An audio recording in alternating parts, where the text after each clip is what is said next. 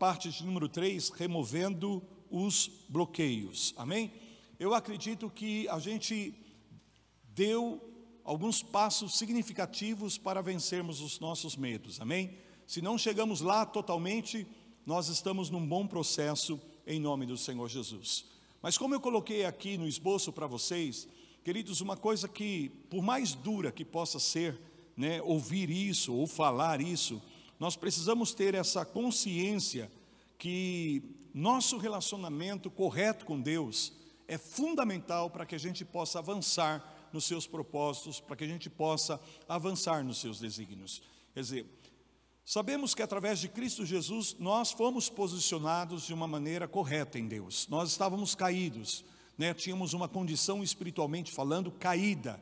E através da obra de justificação de Cristo, e precisamente essa palavra justificação significa ser colocado em pé novamente, e isso significa numa posição correta, alinhado com Deus, através não das nossas obras de justiça, mas através da obra de justiça feita por Cristo, que foi a nós imputado, amém? Então toda a condenação que era contra nós, toda a cédula de dívida que era contra nós, no que concerne às ordenanças do Senhor, e que nós não tínhamos condições de cumprir na nossa carne, então o Senhor, Ele cumpriu por nós, através do seu sacrifício expiatório. A partir do momento que nós entramos em alinhamento com Deus, por meio dessa obra de justificação, que nos toca por meio da graça do Senhor e é ativada através da nossa fé, amém? Porque nós somos salvos pela graça, não é isso? E isto não vem de nós, das nossas próprias obras, para que nós não nos gloriemos, amém? Então toda a glória é dada ao Senhor pela nossa salvação. E a gente então recebe pela fé essa obra expiatória, essa obra de justificação. Porém, a necessidade de que agora, uma vez santificados por meio da obra expiatória de Cristo, nós possamos conduzir a nossa vida de uma maneira santa. Como Paulo fala aos santificados, né? Em 1 Coríntios capítulo 1, ele fala, escrevendo aos santificados, então está falando justamente dessa obra de santificação, chamados para serem santos, né? Está falando desse viver diário em santidade. Então, a gente sabe, se nós dissermos que não temos pecado, nós somos mentirosos. Mas a questão aqui, eu não estou falando simplesmente de alguns acidentes da nossa vida, mas estou falando de coisas que permanecem, que muitas vezes nós toleramos, que muitas vezes nós permitimos que sejam parte da nossa vida. Isso com certeza compromete o nosso discernimento espiritual no que concerne ao chamado de Deus. Então, a gente pode ficar impedido de cumprir plenamente o propósito de Deus por conta do pecado, amém? E nós temos que tratar com isso. Paulo, ou melhor, o autor de Hebreus, né, que eu particularmente creio que é Paulo, mas a gente não tem certeza disso. Mas o autor de Hebreus fala lá no capítulo 12 que nós devemos nos desembaraçar, amém? De todo o peso, né, que acaba comprometendo, digamos assim, a nossa performance espiritual no que concerne ao chamado de Deus e cumprir esse chamado no Senhor. Então, eu coloquei aqui na ferramenta como você pode identificar esses bloqueios. Para alguns talvez seja muito rápido e fácil fazer isso, para outros talvez seja mais difícil. Por isso nós precisamos totalmente da direção do Espírito Santo. Precisamos de nos abrir ao Espírito Santo de Deus. E eu mencionei aqui para vocês o texto de Salmo capítulo 139, versículo 23, quando Davi ora dizendo: sonda-me, ó Deus, e conhece o meu coração, prova-me e conhece os meus pensamentos. Essa é uma boa oração que nós podemos fazer, principalmente quando nós queremos identificar esses bloqueios e removê-los da nossa vida. Então, o primeiro passo que nós devemos tomar para remover os bloqueios é justamente a conscientização desses bloqueios, amém? E aonde aqui Davi fala nessa oração: sonda-me, ó Deus. Então, começar orando, pedindo ao Senhor, pedindo ao Espírito Santo, baseado nesse texto de Salmo 139, 23, né, para que o Senhor possa nos alertar de qualquer coisa que esteja atrapalhando, de qualquer coisa que esteja nos impedindo. E eu quero te dizer uma coisa: Deus é um Pai amoroso, amém? E muitas vezes nós temos a noção de que Deus está bravo com a gente, de que Deus está irado com a gente. Mas mesmo no que concerne, eu ainda escrevi ontem, se eu não estou equivocado, eu coloquei um post nas redes sociais, quando eu falei a respeito do amor de Deus e como Ele tem uma paciência amorosa para conosco, a tolerância amorosa que Deus tem para com os seus filhos, amém? Ele pede alguma coisa, Ele fala alguma coisa com a gente, e Ele fica pacientemente esperando que a gente obedeça aquilo, que a gente cumpra aquilo.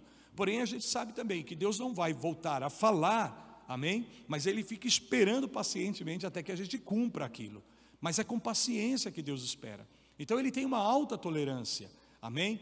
Ele é pronto em perdoar, diz a palavra do Senhor. Então nós temos que remover essa questão da nossa mente, de que muitas vezes a ideia, a noção que a gente tem é que Deus está, sabe, muito bravo por conta das nossas falhas, por conta dos nossos erros. A verdade é que o que mais deixa Deus indignado é o fato do pecado nos separar dele, por causa da justiça.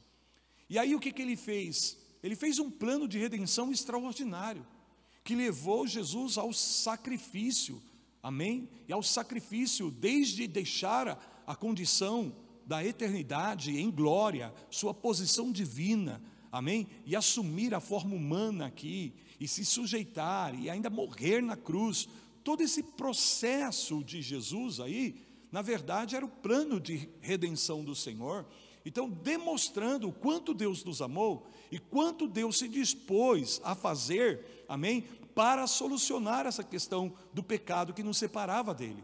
Então, se Deus já deu o primeiro passo e Ele proveu a provisão, o recurso que nós precisávamos para tratar com essa questão do pecado, amém? Quando nós ainda estávamos mortos em nossos delitos e pecados, Ele já nos amava. Então imagine agora que o coração de Deus para mim e para você é ter comunhão conosco, amém? Então, mais do que chateado com você, Deus fica chateado com o pecado que muitas vezes é tolerado por nós e que acaba interferindo no nosso relacionamento com Ele, na nossa comunhão com Ele, na nossa intimidade com Ele. Então pensa que você quer uma pessoa você ama muito uma pessoa e você quer o melhor para essa pessoa, amém? Porém essa pessoa toma decisões erradas, essa pessoa acaba sempre se precipitando e fazendo coisas sem direção, sem sabedoria, mas isso não muda o teu amor. E às vezes você não fica bravo com essa pessoa, porque você não quer que essa pessoa sofra, você não quer que essa pessoa padeça, você quer que essa pessoa vá bem, você quer que essa pessoa prospere na sua vida. Deus é a mesma coisa, mais ainda, porque o amor dele para conosco é perfeito, amém? Então o que deixa Deus chateado é o fato do pecado muitas vezes interferir na nossa comunhão com Ele, como Ele mesmo diz no livro de Isaías: eis que a mão do Senhor, olha que coisa linda, eis que a mão do Senhor, estou lendo Isaías 59, 1 e 2, não precisa abrir, diz assim, ó: eis que a mão do Senhor não está encolhida para que não possa salvar. Digam amém. Nem surdo o seu ouvido para não poder ouvir. Então a mão de Deus está disponível para nos abençoar, nos salvar, amém? O ouvido de Deus está aberto para as nossas orações. Mas o que acontece? Ele diz: a vossa iniquidade, né? Aqui está no plural, as vossas iniquidades fazem separação entre vós e o vosso Deus, e os vossos pecados encobrem o seu rosto de vós, para que não vos ouça. Amém? Então, veja bem, o foco é o pecado, no sentido de ira, amém? De não tolerar, de não aceitar, mas o coração de Deus é aberto para nós. Por isso Deus é tardio em irar, mas Ele é pronto em perdoar, Então nós devemos nos aproximar de Deus, tendo essa verdade da palavra de Deus arraigada nos nossos corações. E não deixar que crenças mentirosas acabem boicotando o nosso relacionamento com Deus, por nós acharmos que Ele está irado conosco, amém? Então, podemos chegar diante do Senhor e abrir o nosso coração, e daquelas situações que nós temos consciência, expô-las pedindo perdão ao Senhor, e aquelas que nós não temos e que estão interferindo, pode ter certeza que o Espírito Santo vai mostrar, o Espírito Santo vai falar, o Espírito Santo vai te guiar. No momento certo, na hora certa, o Espírito Santo vai fazer essa obra no coração.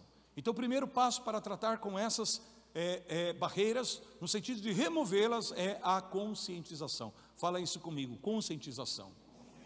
Amém? A segunda coisa, uma vez que você toma consciência de que isso está errado, que isso é um pecado, que isso está interferindo no teu relacionamento com Deus, e de você viver o plano perfeito de Deus para a sua vida, então confesse,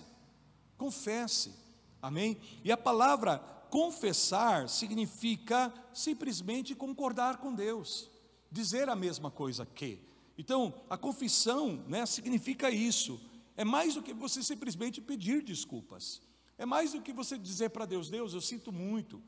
Deus, eu estou chateado porque eu não queria fazer, mas eu fiz. Mas significa você ser honesto. Amém? De você chegar e entender que isso é uma barreira, como nós colocamos aqui, um bloqueio, que vai acabar interferindo, vai acabar atrapalhando em alguma coisa. Então, é você acertar as contas com o Senhor, concordando com Ele sobre a natureza do pecado. Amém? A natureza desse pecado. O quanto isso ofende a santidade de Deus, o quanto isso fere o coração de Deus. Não é você que fere, mas é o pecado que fere o coração de Deus. Amém? E se você permitir isso na sua vida, quer dizer, você vai estar dando permissão para que o coração de Deus fique ferido por conta do pecado. E eu não quero isso. E eu tenho certeza que todos nós aqui não queremos isso. É ou não é verdade, gente? Então, o passo de número 2 é confesse. Amém? Agora eu coloquei aqui o passo de número 3, e aqui eu vou abrir um parênteses. Por quê?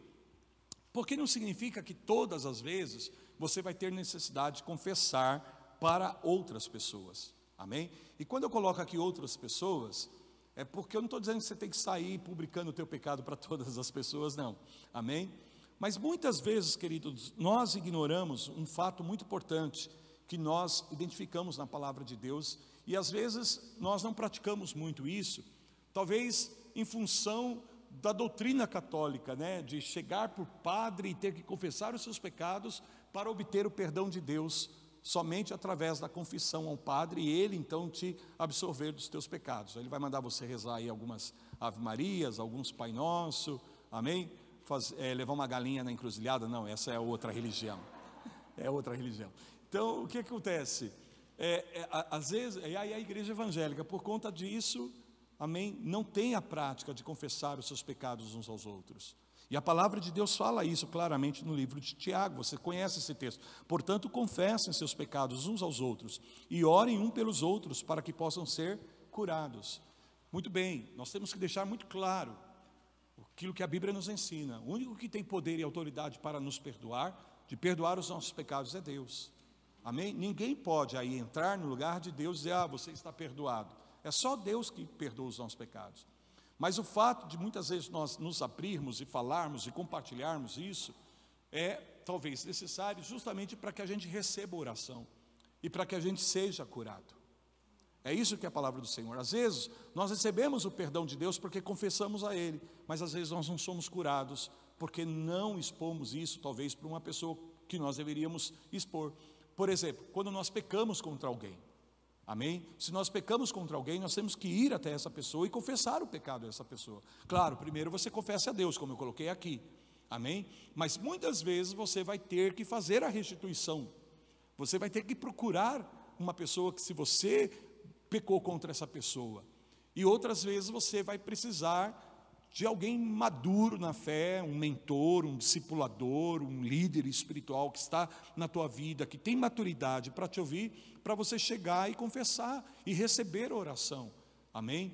Muitas vezes as pessoas, elas confessam os seus pecados a Deus e elas não estão conseguindo se auto-perdoar.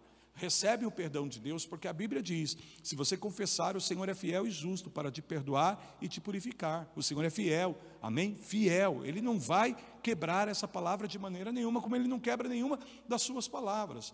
Mas às vezes nós temos dificuldade de receber o perdão, amém? De aceitar o perdão. E muitas vezes, em função da ação do inimigo, nos condenando, nos acusando, nos colocando dentro de um estado de culpabilidade, e isso nos fragiliza, isso nos enfraquece, amém? E acaba impedindo que a gente desfrute daquilo que Deus já nos deu em relação ao seu perdão.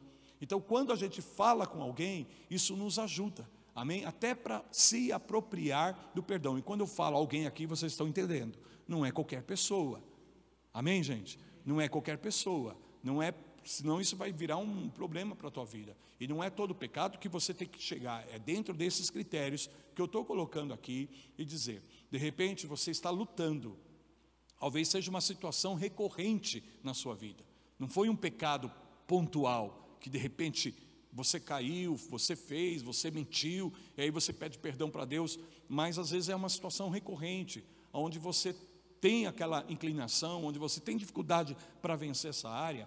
Então você precisa procurar um líder, uma pessoa de maturidade, uma pessoa que está em condições de ouvir você e ser bênção nas mãos de Deus para a tua vida, para que você possa vencer isso, amém? Então você vai precisar muitas vezes de apoio não de alguém que vai estar aí te acusando, te condenando, porque para isso você já tem o inferno todo, mas alguém que amorosamente possa te apoiar espiritualmente, amém? E até emocionalmente, para que você possa vencer essa condição na tua vida e remover esse bloqueio em nome do Senhor Jesus.